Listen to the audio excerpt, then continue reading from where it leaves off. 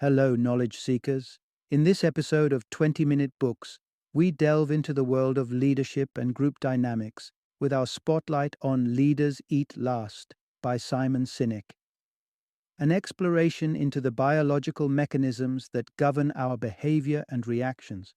This book acts as a wake-up call for leaders to realign their organization's culture with the natural laws of human behavior. Sinek, an acclaimed British author, is renowned for his insightful dissection of leadership psychology.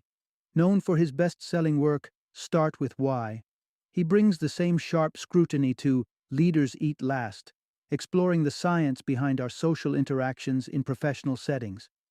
Perfect for CEOs, managers, or leaders of any caliber, this book also captivates anyone intrigued by the crossroads of biological evolution and contemporary behavior. It will provide you with novel insights into leadership techniques that satisfy our primal instincts, fostering cooperation and success. Join us as we break down these fascinating concepts from Leaders Eat Last and discover how to create organizations where people naturally work together to do remarkable things.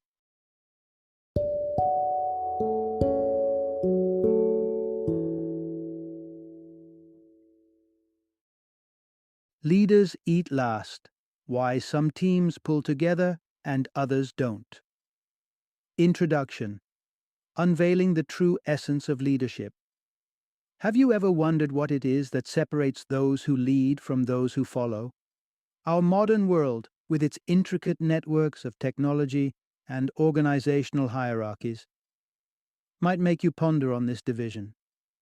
To fully understand this construct, however, we need to delve into the roots of our human history. Our ancestors might have more to teach us about leadership than you'd expect. Leaders Eat Last peels back the layers, revealing how the divide between leaders and followers is just a piece of our evolutionary journey. It's not what separates us, but what unifies us. So what exactly is it that sets a true leader apart from the crowd? Dive into this thought-provoking exploration and you'll discover the powerful tale of hotel employees who risked their lives for their guests, demonstrating what true duty and sacrifice mean. How giving your employees autonomy and control over company resources could be the most responsible decision you make as a leader. The shocking truth that under the right or wrong circumstances, you might be capable of actions you never imagined. The surprising realization that you could be addicted to something without even being aware of it. The key attributes and actions that define a true, respected leader. Unwrap these insights and discover what it really means to be a leader in this riveting journey of understanding. This isn't just a summary, it's an invitation to change your perception of leadership, one page at a time. Part 1: The Threads of Biology That Weave the Fabric of Leadership and Hierarchy. Have you ever stopped to ponder the origins of leaders and followers? How society finds itself split into those who command and those who obey? The answer is astonishingly simple, yet profoundly complex. It's all about biology. Our behavior and emotional responses are shaped by an interplay of hormones. These biochemical messages have guided our survival instincts through countless generations and continue to do so even now. Dopamine is one such hormone. It is like a reward that our brain dispenses when we accomplish a task, when we finally locate something we've been seeking, or when we hit our fitness goals. It is a burst of happiness and satisfaction that keeps us going. Serotonin and oxytocin, on the other hand, play matchmaker in our social life, facilitating and fostering relationships. And then there are endorphins, our natural analgesics. They camouflage our pain and fatigue under a shroud of pleasure. For instance, that euphoria that envelops us after an intense workout at the gym, compelling us to return time and again, even when our bodies protest. Thank endorphins for that. Imagine this. Thousands of years ago, the hunter, bolstered by a rush of endorphins, would relentlessly track his prey, ignoring his exhaustion, and triumphantly return with food for his community. Today, that same hormone-driven determination fuels athletes to achieve their best performances. These hormones, shaping our survival strategies, also charted the blueprint for social hierarchies. The hunters, powered by endorphins, fetched food for the group, thereby securing higher prestige. Individuals who were unable to contribute as much, perhaps due to physical limitations, assumed less glamorous roles, like gathering berries. These were the nascent strains of the strong and the weak, laying the foundation for societal hierarchies.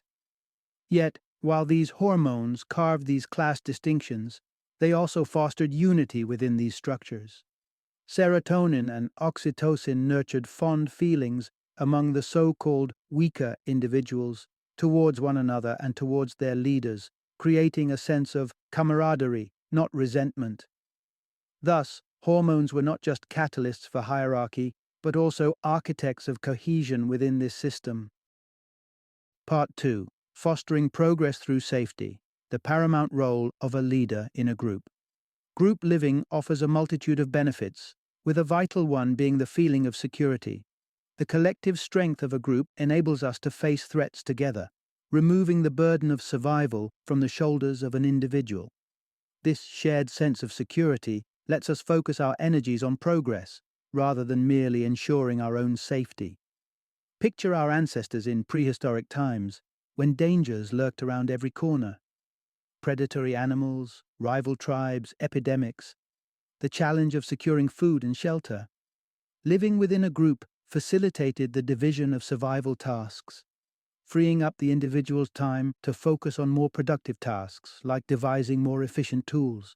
This advanced societal development. Consequently, our brains evolved to prioritize safety, which explains why we often cling to situations that may not fulfill us, like staying in a job we despise, just because it offers security. This sense of safety doesn't manifest out of thin air. It's brought to life by the leaders of the group who create what's known as a circle of safety. This circle encompasses individuals who share common values and beliefs, united in protecting one another from threats. In such a trusting environment, resources can be pooled for the common good and progress. Leaders determine the radius of this circle. Consider the transformation Bob Chapman brought about at Hasten Sandiacre. He expanded the circle of safety, granting all employees free access to the company's resources. This gesture of trust fostered a deep bond among the employees, leading them to support each other even during personal crises, with some even offering their own paid leaves to those in need. Just as our cave-dwelling ancestors thrived in the safety of their groups, we too, in our modern caves, need leaders who can help us foster a safe environment, pool our resources, and enable progress. Part 3. The hidden power of a CEO. Crafting a company's values, culture, and its employees' mindset. The image of a CEO is often intertwined with high-stake deals and soaring profits. But the truth is, successfully helming a company extends beyond just financial wizardry. It's about nurturing a unique culture. A company isn't simply a physical entity comprised of buildings, investors, and workers. It's a living, evolving organism that possesses a distinct culture, dictating how employees resolve issues, engage with customers, and honor their values. This culture is painstakingly crafted by leaders, CEOs among them. To comprehend the weight a leader holds in shaping the company culture, let's turn the pages of Goldman Sachs' history. Between 1970 and 1990, the company abided by the motto, long-term greedy. They prioritized maintaining relationships with clients, even if it meant enduring short-term financial hits. However, under CEO Lloyd C. Blankfein and company president Gary D. Cohn, the company's focus veered towards short-term profits, regardless of whether they were at the expense of the clients. The ripple effect of a company's culture isn't restricted to its leadership. It permeates down the hierarchical ladder, setting the bar for what employees must bring to the table to be part of and remain with the company. An awe-inspiring illustration of how a company's culture influences its staff is the valor displayed by the employees at the Taj Mahal Palace Hotel. The hotel mandates that the guests' welfare trumps the company's interests. During the 2008 terrorist attack on the hotel, many employees who had initially escaped returned to help the guests, forming human shields to guard them. Tragically, half of the lives lost that dreadful day belonged to the hotel staff. Having understood what effective leadership looks like, let's now delve into the drastic repercussions of poor leadership. Part 4. Empathy and Proximity. The twin pillars underpinning our sense of responsibility and its impact on our actions. Commanding a leadership position doesn't automatically equate to the propagation of good. When the bond connecting leaders with their team weakens or is lost, the aftermath can be catastrophic. In its essence, responsibility is about nurturing a concern for others. If we're distanced from those we're responsible for, we tend to overlook the potential harm our actions can cause. Our sense of responsibility stems from our capacity for empathy, the ability to step into another's shoes and understand their experiences and emotions. Without empathy, we risk losing touch with the emotional ramifications our decisions may have on others. Further, when physical distance compounds this emotional detachment, it leads to a phenomenon known as abstraction. In this state, the consequences of our actions appear less consequential than they really are. The chilling Milgram experiment substantiates this idea of abstraction. Participants were instructed to administer shocks of escalating intensity, ranging from a mild jolt to a potentially fatal shock to other participants. These shock recipients were actually actors, not really enduring any shocks. Despite the discomfort expressed by many shock givers at inflicting harm, it was observed that the less direct interaction they had with the shock recipients, the more likely they were to proceed with the experiment. Disturbingly, more than half of one group who could neither see nor hear the shock recipients ended up delivering the maximum voltage. Abstraction creates an environment where our own interests tend to overshadow the welfare of others, leading to decisions that could harm others. Consider the infamous maiden voyage of the Titanic. To the ship's management, the passengers' lives were abstractions, leading them to cut costs by limiting the number of lifeboats. While the presence of more lifeboats wouldn't have prevented the Titanic's sinking, it sheds light on the callous decision-making that led to countless unnecessary deaths. Part 5. The dangerous convergence of bad leadership, modern selfishness, and dehumanization. Being part of a community offers a sense of safety and the chance for growth. On the other hand, isolation and threat tend to instigate selfishness and spur the dehumanization of others. A stark example of this comes from studying the baby boomers, the generation that emerged in the prosperous aftermath of World War II. Growing up in the lap of a booming economy and far outnumbering their parents' generation, baby boomers developed a more self-centered demeanor compared to their parents. The inherent generational impulse to rebel against preceding values further magnified their self-centered attitudes and skepticism of authority. This self-centric ethos over communal solidarity was evident when baby boomers backed President Ronald Reagan's stance during the 1981 air traffic controllers' strike. Reagan dismissed 11,000 strikers, siding with companies that opposed the controllers' demands for better pay, prioritizing profits over workers' welfare. And when profits become the sole pursuit, it risks morphing into the dehumanization of others. This risk is compounded by the technology powering global businesses. Operating on a vast scale makes it all too easy to reduce people to abstractions: consumers, shareholders, expenses. This renders us more susceptible to dehumanizing others, treating them as mere cogs in a machine rather than as living individuals with unique desires and needs. Reflect on the 2009 salmonella outbreak that resulted in 9 deaths and hundreds of cases of contamination.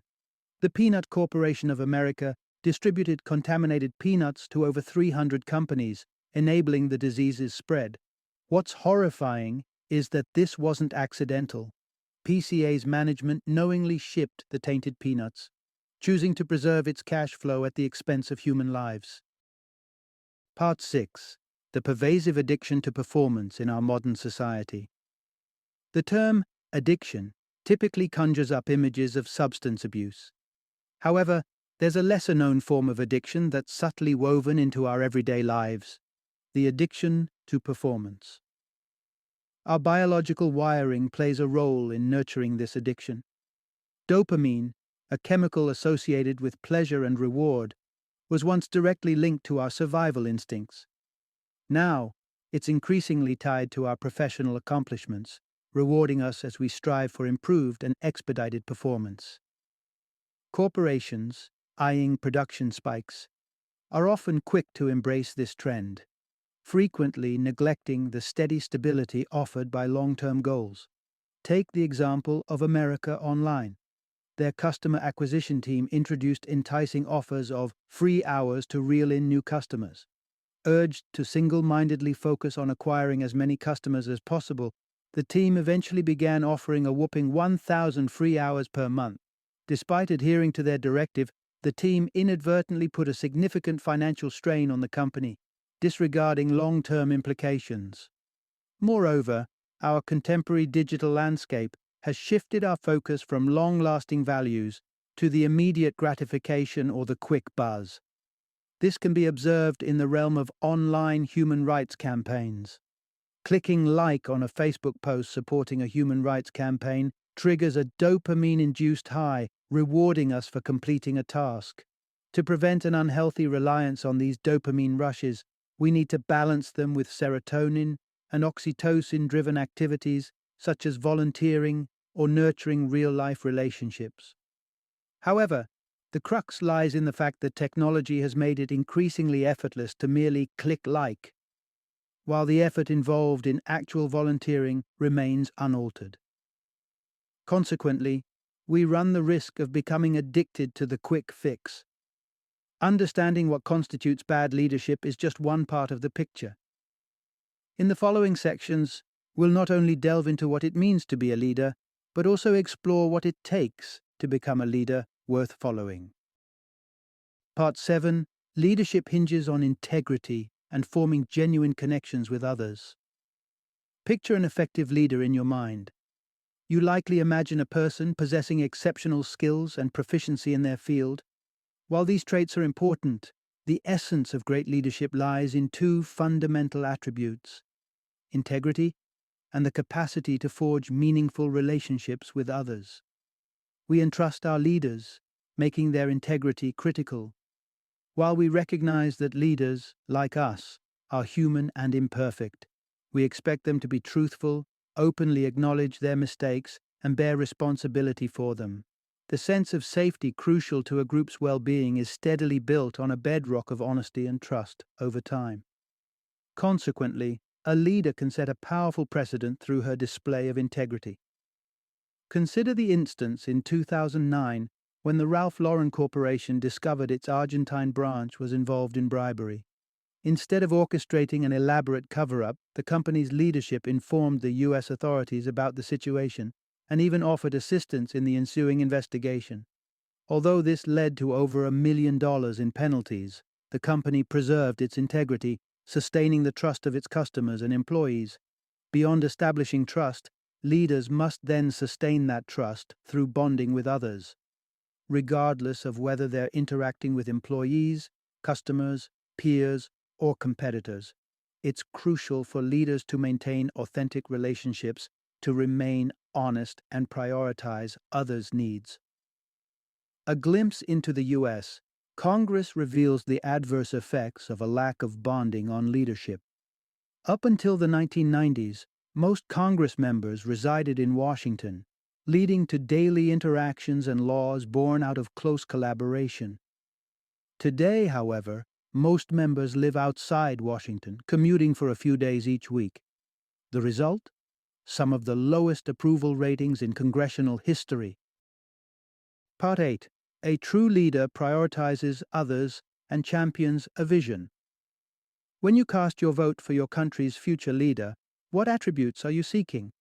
What distinguishes a leader from an ordinary individual?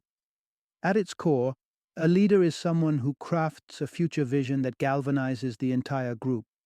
While each group member may have unique goals, The collective group requires a common purpose to remain united, a purpose that springs from the leader's vision. Consider Bill Gates. His aim wasn't solely amassing billions of dollars or just establishing a successful company. His dream was to put a computer on every desk. This vision helped Microsoft maintain its focus amid numerous opportunities and profits, enabling it to persist as a prominent player in the market. Contrary to popular belief, leaders, through their vision, serve those they lead. The roles aren't reversed. Authentic leaders recognize their primary duty is to serve those who follow them. While leadership does offer certain privileges, they come bundled with an enormous responsibility towards the followers. In a crisis, a genuine leader will exhaust all personal resources for the community's benefit. This concept is embodied in the Marine Corps, where the highest-ranking members always eat last. This isn't a mandated rule or an agreed convention, but a powerful statement. Leaders eat last. Leaders can only claim to have earned their status when they willingly place their needs last. The essence of the term leader can be found in the word itself. Leaders guide people towards a particular direction, illuminating the path and providing a purpose for following it. And on this path, leaders should walk at the rear to ensure every group member reaches the destination. Final summary. The crux of this book. Authentic leaders put the group's needs above their own, ensuring collective advancement. Given that a leader's vision ignites action, it's crucial that these leaders act as catalysts for positive change. Bear in mind, treat your employees like family. When you interact with your employees, consider them as an extension of your family, rather than merely subordinates. Establish a vision. If you're pondering on how to steer your company, focus on formulating a future vision instead of dwelling solely on short-term goals.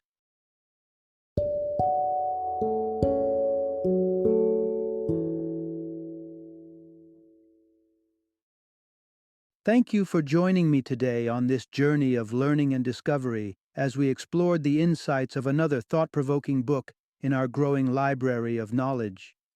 If you've enjoyed our time together, please take a moment to follow our podcast, give us a 5-star rating, and share 20-minute books with other knowledge seekers. Your support truly means a lot. Don't forget to join me again in the next episode, where we will delve into another enriching book. Until then, happy reading and happy listening.